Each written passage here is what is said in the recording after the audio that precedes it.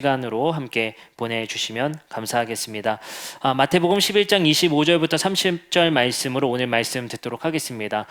저번 주 말씀 우리 간략하게 요약드리면 마태복음 11장 우리 초반부의 말씀들이었죠. 세례 요한이 옥에 갇혔다라고 말씀드렸습니다.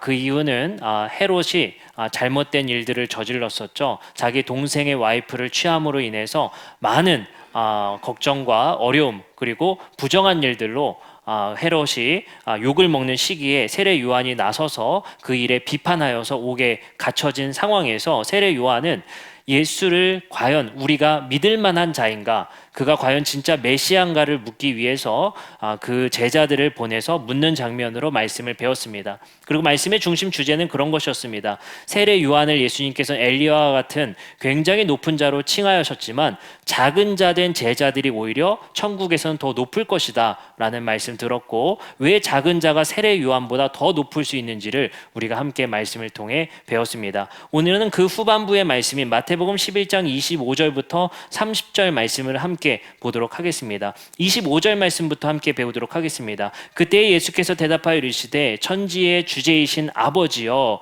이것을 지혜롭고 슬기 있는 자들에게는 숨기시고. 자, 여기서 예수님은 이런 표현을 쓰십니다. 천지의 주제이신 아버지여 라는 표현을 써요.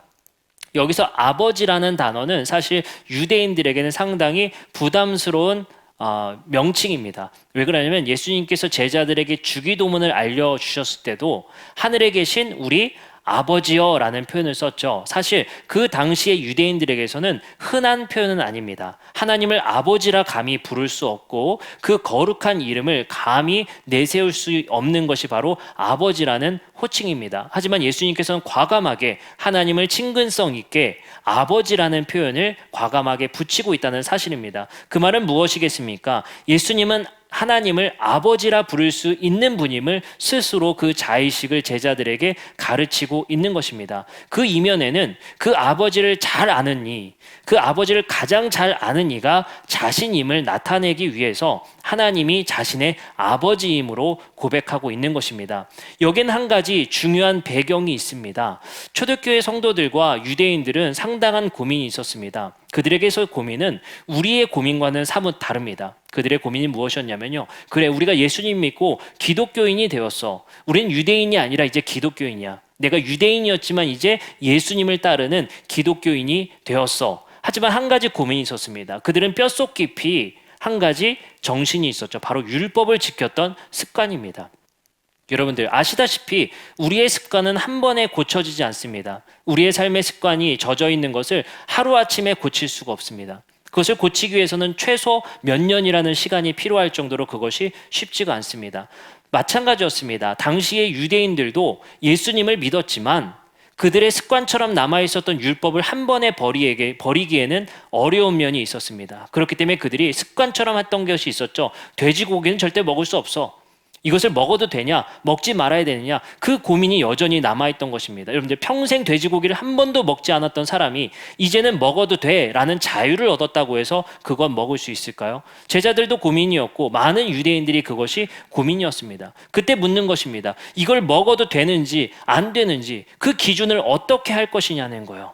그때 많은 논쟁들이 있었고 그때 가장 중요한 기준이 무엇이었느냐, 어떤 선생님이 말한 것이 그 율법의 해석이 기준이 되겠느냐, 그것이 굉장히 중요한 가치였습니다.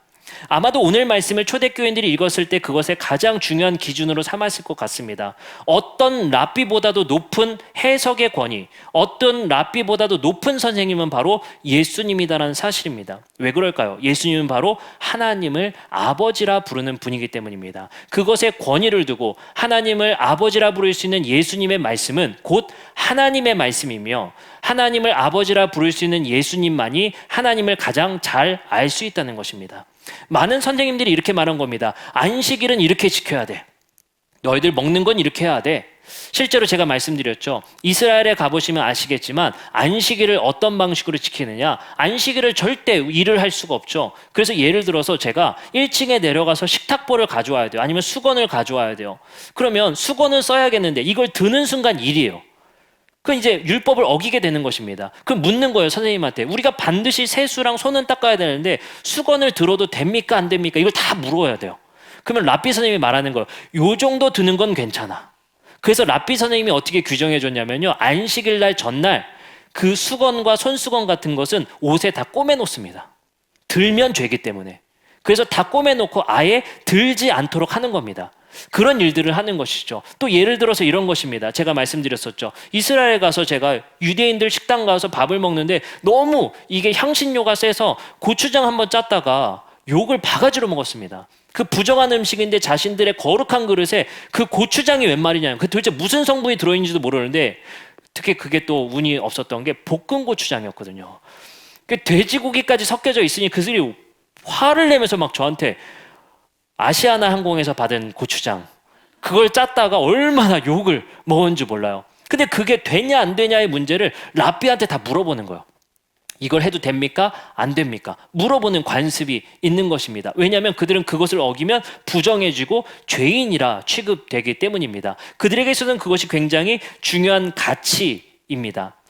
어쨌든 많은 사람들이 그것의 권위, 이건 이럴 때 어떻게 지켜야 되냐의 권위를 항상 묻는 것이 유대인들의 관습입니다. 그렇기 때문에 초대교인들도 궁금했을 것입니다. 그리고 물을 것이 필요했고 어떤 것이 기준이 돼야 될 것인가 그들이 고민이 되었을 것입니다. 그럴 때마다 이 말씀이 떠오르는 것입니다. 바로 예수님은 우리에게 말씀으로 알려주시고 안식일을 재정의하시고 우리에게 계명을 새롭게 알려주신 그 예수님만이 최종 권위자이다. 그의 해석이 옳고 예수님께서 말씀하신 대로 지키는 것이 옳다는 최고의 권위를 줄 수 있었던 거예요. 왜요? 예수님은 하나님의 아들입니다. 예수님은 하나님을 아버지라 부를 수 있는 분이에요. 그분만큼 잘 아는 분이 없는 겁니다. 어떤 선생님이 안식일을 이렇게 지키라 우리를 억압해도 예수님이 그것이 아니라고 했으면 이것이 맞는 것이 바로 초대교회의 규율이 되는 것이에요. 이것은 지금 현대의 교회에도 적용할 수 있을 것 같습니다. 어떠한 교회의 전통, 제도보다도 중요한 것은 예수님의 말씀이자 예수님의 권위 속에 있는 것입니다. 그래서 우리는 고백하는 것입니다. 교회의 머리는 예수다.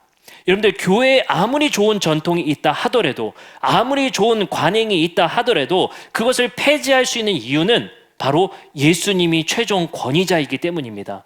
우리끼리는 너무 좋은 법이 있고 너무 좋은 관행과 전통이 있더라도 그 전통이 누군가에게 상처를 주거나 예수님이 금한 일과 접촉이 된다면 그것은 과감히 폐지할 수 있는 것이 바로 교회가 되어야 할 것입니다. 왜냐? 우리는 예수님만이 우리의 법이 되시며 우리의 주인 되시기 때문입니다. 그 권위를 신뢰하는 행위가 바로 믿음이다라고 우리는 고백하는 것입니다. 그렇기 때문에 무엇보다도 예수님께서 중요하게 여겼던 가치는 교회는 한 몸이다라는 것입니다. 저는 그래서 어떤 프로그램을 진행하든 어떤 봉사든 너무 좋은 섬김이 있더라도 그것이 교회를 깨지게 한다면 그 섬김조차 중지해야 되는 것입니다. 아무리 좋은 직분의 제도가 있고 아무리 좋은 헌금의 제도가 있고 아무리 좋은 교회를 위한 일이라 해도 그것이 우리 교회를 깨뜨린다는 일이 된다면 그것은 절대로 하지 말아야 할 것입니다. 우리의 기준은 하나님입니다. 예수 그리스도께서 하나님의 권위로서 우리에게 말씀하신 그리고 하나님께서 제자들을 남겨두시며 우리에게 부탁하신 지상의 명령이 있습니다. 우리가 하나 되라는 것입니다. 우리가 하나 되기 위해서 그것이 방해되는 어떠한 프로그램이라도 우리는 중지할 수 있어야 하는 것입니다. 그것은 우리 교회가 2000년의 역사 속에서 쌓아올린 전통보다도 더 중요한 것은 예수님의 말씀입니다. 그렇기 때문에 우리는 우리가 하는 행동, 우리가 관행적으로 이런 일은 항상 해왔어가 아니라 예수님께서 원하시는 일인가? 예수님이라는 어떻게 판단하셨을까를 우리는 고민할 수 있어야 되는 것입니다. 그렇기 때문에 우리가 해왔던 관행과 전통의 권위보다도 예수 그리스도의 권위가 항상 우위에 있어야 할 것입니다. 그리고 예수님께서는 말씀하십니다. 예수님께서는 많은 제자들 그리고 작은 자, 중풍병자, 나병 환자라는 작은 자라 여겼던 자들에게는 하나님을 알 수 있는 가르침을 행하셨습니다. 하지만 예수님께서는 이런 말씀하십니다. 25절의 말씀 더 읽어보겠습니다. 아버지여 이것을 지혜롭고 슬기는 자들에게는 숨기시고. 여기서 지혜롭고 슬기는 자들이 누구였을까요? 바로 율법 선생님들입니다. 그들은 나름대로의 권위가 있었고 나름대로의 자부심이 있었습니다. 지금으로 따지면 이런 걸 내세우는 겁니다. 저 박사 했습니다. 저 전문가입니다. 여러분들은 이거 읽을 줄도 모르잖아요. 제가 말하는 것이 맞습니다. 라는 권위를 둔 사람들이에요. 얼마나 미세하게 그 성경을 쪼개고 쪼개서 해석할 수 있어야만 그 사람에게 지혜 있다, 하나님을 알 수 있다, 그들은 여겼어요. 여러분들, 그 당시의 시대는 그렇기 때문에 하나님을 알 수 있는 방법은 오로지 그 어려운 문자를 읽어가며 해석할 수 있었던 지혜가 있었던, 지식이 있었던 일부 계층만이 하나님을 알 수 있다 여겼던 거예요. 여러분들, 그러면 문자를 알지 못하고 천하디 천에 썼던 사람들에게는 하나님을 알 수 있는 그 가능성조차 막히게 되는 것입니다. 근데 예수님께서는 대반전을 일으키세요. 오히려 지식 있는 자들에게는 숨기고 어린 아이들에게는 나타내겠다. 그 말은 굉장한 역설에 있는 것입니다. 예수님을 따랐던 자들이 그랬기 때문입니다. 여러분들, 어부가 무슨 문자를 알았겠습니까? 내 것 팔아서 얼마 남기는지만 알았을 것입니다. 예수님을 따랐던 자들 마찬가지였을 것이고, 나병 환자 마찬가지였을 것이고, 중풍병자를 여기는 사람들 학습의 기회조차 없었을 것입니다. 그들은 하나님을 알 수 있는 방법이 없었고 하나님께 다가갈 수 있는 방법이 없었습니다. 첫 번째는 부정하기 때문에 성전에 출입할 수가 없었고, 그들은 문자를 알지 못하기 때문에 성경을 읽을 수 없었습니다. 그렇기 때문에 그들은 이렇게 정죄당하는 겁니다. 너희들은 하나님을 만날 수도 없고 알 수도 없다. 근데 예수님은 말씀하시는 겁니다. 문자를 알지 못했던 베드로도 하나님을 알 수 있고, 야고보도 알 수 있고, 너희 모두가 하나님을 알 수 있다는 것입니다. 오히려 예수님은 하나님께 이렇게 기도하는 것입니다. 그 지혜롭고 지식 있는 자들에게는 숨기시고 오히려 나와 함께하는 이 작은 어린아이들에게는 나타내심을 감사합니다. 나를 따랐던 자들은 지식이 있었던 바리새인들이 아니에요. 사두개인들이 아닙니다. 부자들이 아니었어요. 관원들이 아니었어요. 오히려 죄인들이었으며 차별받는 자들이었으며 소외된 자들이었으며 문자를 알지 못하는 자들이 예수를 따라 나섰고 예수를 믿을 수 있었습니다. 그렇기 때문에 예수님은 오히려 그것에 감사를 하나님 앞에 표현하고 있는 것입니다. 그리고 말을 합니다. 예수님께서는 27절에 한 번 더 말합니다. 내 아버지께서 모든 것을 내게 주셨으니 아버지 외에는 아들을 아는 자가 없고 아들과 또 아들의 소원대로 계시를 받는 자 외에는 아버지를 아는 자가 없느니라. 이게 굉장히 중요한 말씀이고요. 혹시 펜이 있으면 꼭 밑줄을 이 말씀에 그어 놓으시기 바랍니다. 우리가 하나님을 알 수 있는 방법은 이렇게 예를 들어 드릴게요. 예수님은 하나의 창문이에요. 그리고 하나님은 창문 밖에 계신다고 생각해 보세요. 집에서 창문 밖에 계신 하나님을 바라볼 수 있는 방법은 오로지 이 창을 통해서입니다.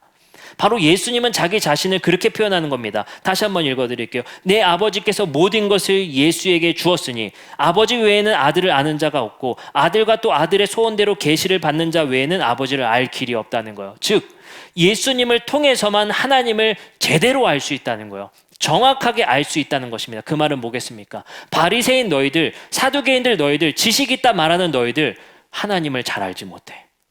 너희들이 하나님의 이름은 알 수 있겠지만 아들 된 내가 장담하건대 너희들은 하나님을 오해하고 있어. 하나님은 너희들에게 이것을 원하지 않는데 너희들이 원하는 것을 하나님이 원한다라고 말하면서 너희들은 악을 저지르고 있어 라고 말을 하는 거예요. 그들은 어떠했습니까? 그들은 금식을 하기 위해서 자신이 하나님께서 주신 그러한 관행들을 자기들을 내세우기 위한 관행으로 바꿔냈습니다. 11조는 어땠나요? 그들이 하는 기부의 행동들은 어땠나요? 모든 사람들에게 잘 보이기 위해서 이 일들을 했다고 예수님은 비판하십니다. 그걸 뭐라고 합니까? 외식하는 자들아 라고 말씀하십니다. 모든 하나님께서 주신 좋은 법들과 관행들을 자기들에게 맞춰서 자기들에게 필요한 대로 그 방법을 바꾸고 실용적으로 바꿔냈습니다. 그것은 하나님을 위한 일들이 아니라 자기를 위한 일들이 됩니다. 저도 두렵고 떨림으로 이 말씀을 묵상하면서 그런 생각을 합니다. 교회의 전통 속에 하나님의 말씀 속에 우리에게 명령하신 여러 규칙들과 관행들이 있습니다. 근데 혹시라도 그것이 우리의 욕심이 되어서 우리가 원하는 방향으로 끌고 가고 있진 않는지 우리는 한 번 더 두렵고 떨림으로 고민해봐야 합니다. 우리가 하는 모임들, 우리가 하는 헌금들, 우리가 하는 이러한 많은 일들이 정말 우리가 하나님을 위해 하는 일들인가 고민해봐야 할 것입니다. 그러기 위해서는 예수 그리스도를 통해서만이 하나님이 무엇을 원하시고 무엇을 뜻하시는지 바르게 알 수 있습니다. 그렇기 때문에 우리에게 신약 성경을 주신 것이죠. 제가 신약 전공 아니겠습니까? 그래서 여러분들에게 더 강조드리는 거예요. 더 더라고 말하면 또 그럴 수 있으니까 매우 중요한 게 그래서 신약 성경입니다. 구약 성경은 항상 신약 성경의 빛을 통해 본다라고 이런 표현을 쓰죠. 예수 그리스도를 통해 하나님을 바르게 알 수 있습니다. 왜냐하면 많은 일들이 당시에 유대인들에 있어서 하나님을 곡해하고 하나님을 이용하고 있었기 때문입니다. 많은 제사장들이 그랬던 것 같아요. 많은 사두개인들이 그랬던 것 같습니다. 성전에서 정말 하나님을 예배하기 위해서 성전세를 걷고 있느냐? 예수님은 반문하고 있는 것이에요. 여러분들 성전 앞에서 장사하는 것, 거기서 여러분들 멀리서 왔으니까 간식 파는 건 줄 아십니까? 그곳에서 장사하는 것은 하나님께 제물 드리는 것이 멀리서부터 오는 것이 귀찮고 불편하니까 아주 가까운 데서 살 수 있게끔 마련된 실용적인 법들이었습니다. 그게 거기서 여전도회가 장사한 게 아니에요. 성전의 제물을 거기서 가까이 팔면 편하잖아요. 옛날에는 어떻게 했어야 돼요? 저 강원도부터 양을 끌고 와야 되는 거예요. 근데 하나님은 그 정성과 마음 보시길 원했던 거거든요. 그걸 인간의 편리대로 성전에서 가까운 데서 돈 받고 팔아서 나 하나님께 제사했어, 예배했어. 편리로 예배를 드리게 되는 거예요. 예수님은 그것을 저주하시고 그것을 반대하시는 겁니다. 여러분들 어떻습니까? 우리가 많은 제도들과 관행들을 우리의 편리에 맞춰서 우리의 뜻과 목적에 맞춰서 그렇게 바꾸고 있진 않는지 우리 스스로를 돌아봐야 할 것입니다. 따라서 우리는 하나님에 대해서 잘 알 수 있는 방법은 예수님께서 가르치시고 예수님께서 새롭게 법을 제정하신 그 법과 뜻을 이해해야만 하나님을 바르게 알 수 있습니다. 그리고 나서 우리가 가장 잘 아는 말씀으로 진행됩니다. 바로 28절의 말씀입니다. 수고하고 무거운 짐진 자들아 다 내게로 오라. 내가 너희를 쉬게 하리라. 이 말씀 우리가 참 좋아하는 말씀이죠. 왜냐하면 우리 모두가 수고하고 짐진 것처럼 피곤하고 바쁘기 때문인 것 같습니다. 특히 현대인들은 더 그런 것 같습니다. 그래서 이 말씀 너무 좋은 것 같아요. 근데 이 말씀의 본뜻부터 우리가 알았으면 좋겠습니다. 어떤 수고와 무거운 짐이었을까요? 1차적으로는 이 말씀을 들었던 사람들은 하면 했을 것입니다. 여기서의 수고와 무거움은 사실 직장 일은 아니죠. 가정의 육아 정도는 아니었을 것입니다. 여기서 수고하고 무거운 짐은 당시에 그들을 짓누르고 있었던 많은 율법과 제도들입니다. 왜 그걸 알 수 있냐면요. 11장 다음에 12장이지 않겠습니까? 12장 말씀에 등장하는 게 바로 안식일에 대한 논쟁입니다. 여기서 수고와 무거운 짐은 바로 그들을 짓누르고 있었던 안식법과 여러 율법의 규칙들이었을 것입니다. 그것이 그들에겐 짐이었고 그들에게서는 그것이 엄청난 무게였을 것입니다. 여러분들 이것을 우리가 오늘 말씀 배우는 시간만큼은 단순히 직장일, 육아일로 보지 말자는 겁니다. 그들이 들었었던 방식, 그들이 생각했었던 방식이라면 이것은 분명히 안식일법이었을 것이고 그들에게 규정된 많은 올가매고 있었던 그리고 정죄의 용도였었던 율법들이었을 것입니다. 그리고 예수님께서 말씀하십니다. 그 짐에, 율법의 짐에 억눌린 자들아 내가 너희를 이제 자유케 하겠다. 내가 너희들에게 진짜 쉼을 주겠다. 여기서 여러분들 놀랍게도 쉼이라는 표현이 쓰이잖아요. 그리고 12장에 뭐가 등장한다고요? 안식일이 등장한단 말이에요. 여러분들 성경에서 뭐라고 말해요? 7일째는 뭐해라? 쉬어라. 그래서 이 쉼과 12장의 쉼이 맞닿아 있는 거예요. 그러면 뭐에 대한 쉼이겠습니까? 지금 너희들을 짓누르고 있는 그 안식일의 그 억압으로부터 너희들을 자유하게 하겠고 쉼을 주겠다는 거예요. 진짜 쉼을 주겠다는 거예요. 그 말은 뭐겠습니까? 하나님은 우리에게 안식일법을 우리에게 도움되라고 주신 거예요. 인간이 인간답게 살아갈 수 있는 방향을 설정해 주신 거라고요. 왜요? 우리 인간은 그렇잖아요. 무엇을 먹을까, 무엇을 입을까, 무엇을 마실까 염려하며 쉬지 못합니다. 요즘 더 바쁜 세대 아니겠습니까? 제가 계속되는 고민이 있어요. 뭔지 아세요? 옛날에는 이란 표현을 참 많이 쓰는 것 같아요. 옛날에는 됐는데 지금은 안 된다. 이걸 되게 많이 표현하는 것 같아요. 이게 꼰대라던데. 이게 정말 제 마음에 있는 것 같아요. 금요일날도 제가 학부생 학생들 강의하면서 옛날엔 됐는데 왜 지금은 안 됐는지 고민할 수밖에 없는 거예요. 예를 들면 이런 겁니다. 옛날에는요, 또 쓰게 되는데 옛날에는요, 청년부 수련을 한다, 학생부 수련을 한다, 자기 일 내려놓고라도 어떻게든 수련에 참여했고 어떻게든 그래서 이런 게 있었어요. 동그라미만 하는 게 아니에요. 세모도 있었어요. 세모는 뭐예요? 직장 끝나고 저녁에 가겠다. 그런 열정이 있었던 거예요. 지금 여러분들 교회들 수련회가 거의 폐지됐어요. 그 증거가 뭔지 아세요? 강화도에 그렇게 많던 수련회 장소들, 기도원들이 대부분 없어졌습니다. 제가 얼마 전에 저희가 옛날에 갔었던 수련회 장소 기도원에 가봤더니 뭐가 한샘 학원이 되어 있더라고요. 기숙학원으로 바뀌고 있어요. 야, 바뀌고 있구나. 근데 그 이면에는 옛날엔 됐는데 왜 안 되지? 라는 생각을 하는 거예요. 그 말이 뭐겠습니까? 지금 직장의 일이 뭔진 모르겠지만 더 바쁘대요. 더 뺄 수 없대요. 옛날에도 똑같이 직장 일을 했는데 왜 지금은 더 바쁘지? 이런 고민을 하게 되지 않습니까? 그래서 우리가 표현하는 거, 옛날엔 됐는데 왜 안 되지? 또 실예로 이런 것이 있습니다. 우리가 과연 쉼이라는 것을 어떻게 규정하고 생각하고 있는가에 대한 고민인 것 같아요. 저도 그런 버릇이 있는 것 같아요. 잠깐이라도 아무 일도 안 하면 시간이 아까워요. 그래서 많은 현대인들이 화장실도 뭘 들고 가요? 휴대폰을 들고 갑니다. 그 시간도 아까운 거예요. 그 잠깐의 시간도 아까워서 휴대폰 들고 가서 뉴스라도 읽자. 이 시간 아깝다. 네. 그래서 저는 요즘에 보면 이런 특이점이 있는 것 같아요. 길가에 보면 다 하나씩 꽂고 있어요. 그냥 걷는 시간도 아깝다는 거예요. 지하철 시간도 아깝다는 거예요. 그러니까 우리에게는 하나님께서 이러한 것이 인간들에게 있어서는 본질적으로 추구 방향이라는 거예요. 근데 그것이 마치 그런 삶을 살아야 옳은 삶이고 그렇게 살아야 너희가 뒤처지지 않는다라는 관행과 가치를 누가 심어주고 있습니까? 성경도 아니고 하나님도 아니에요. 본질적으로 그렇게 창조하지 않으셨지만 세상의 가치와 권세 잡은 자들이 그것이 옳은 일인 마냥 그래야 뒤처지지 않고 그래야 패배자가 아닌 것처럼 우리에게 학습하고 있는 거란 말이에요. 그런 인간들의 가치 추구점에 하나님은 과감하게 말씀하시는 거예요. 너희는 쉬어봐라. 너희들은 잠시 쉬어봐라. 왜 그렇겠습니까? 무엇을 마실까? 무엇을 입을까? 무엇을 살까에 대한 염려들.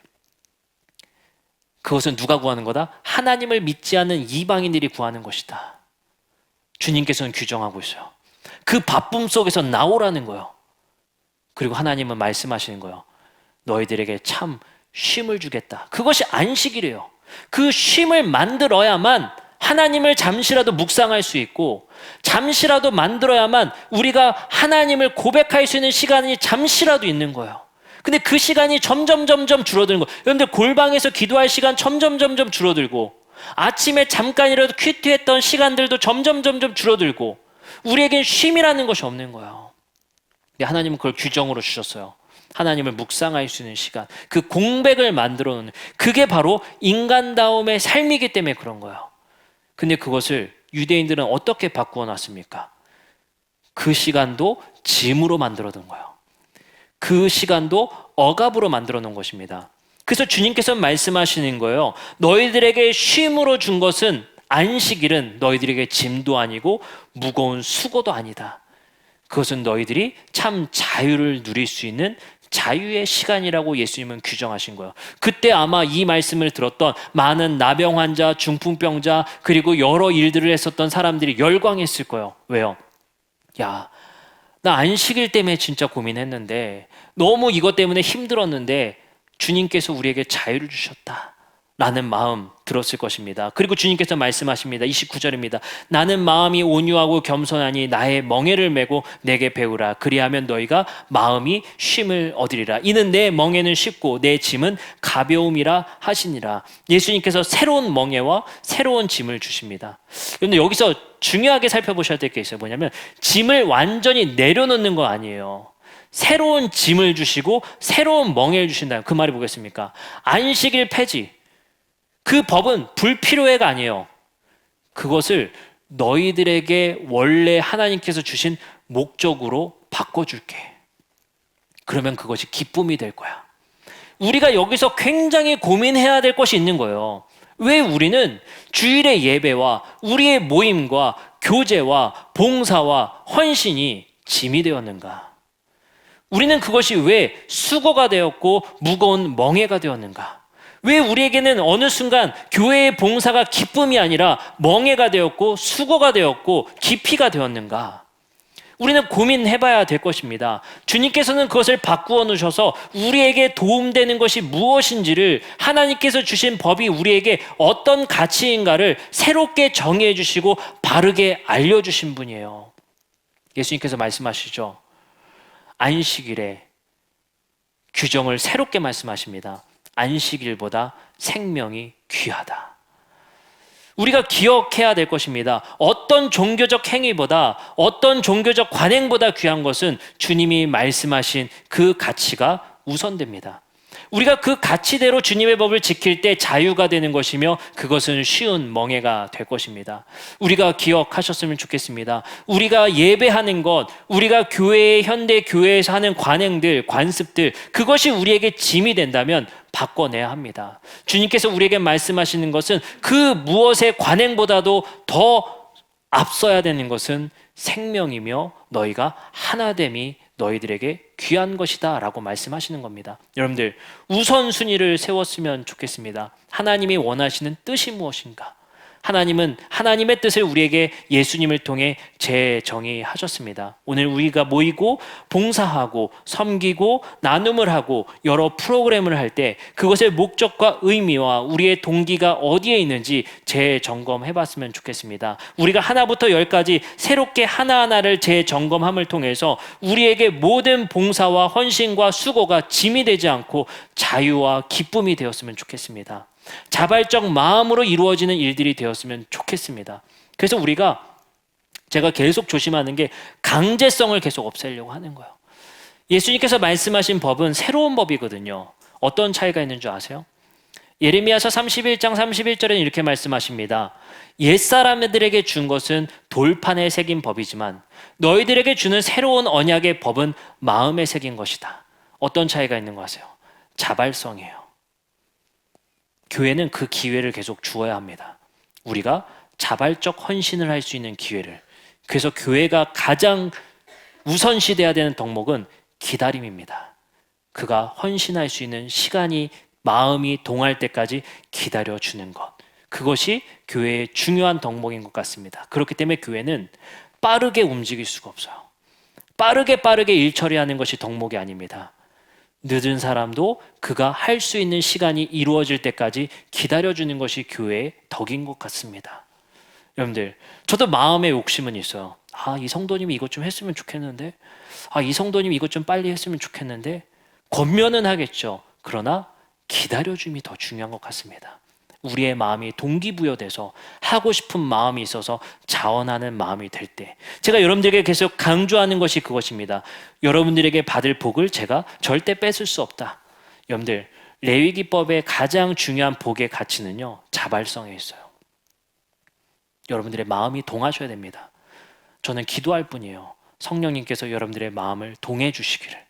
그것이 동해서 여러분들이 자발적으로 쥔손을 펴낼 때, 여러분들의 마음이 동해서 자발적으로 발걸음을 띄워주실 때, 마음이 동해서 염려가 돼서 성도들에게 자발적으로 전화를 걸어 안부를 묻는 마음으로 할 때 여러분들에게 복이 되기 때문입니다. 아시겠죠? 너무 안 할 때는 권면하겠죠. 그러나 여러분들에게 복이 되는 것은 자발적 마음의 동함입니다. 그걸 위해 저는 기도하겠습니다. 그걸 위해 권면하겠고 그걸 위해 기다리겠습니다. 우리 모두가 서로가 하나 되어서 우리가 모두가 기쁜 마음으로 봉사하며 섬길 수 있는 교회 될 수 있도록 기다리고 또 기다리는 교회 되기를 주님의 이름으로 축복합니다. 기도하시겠습니다.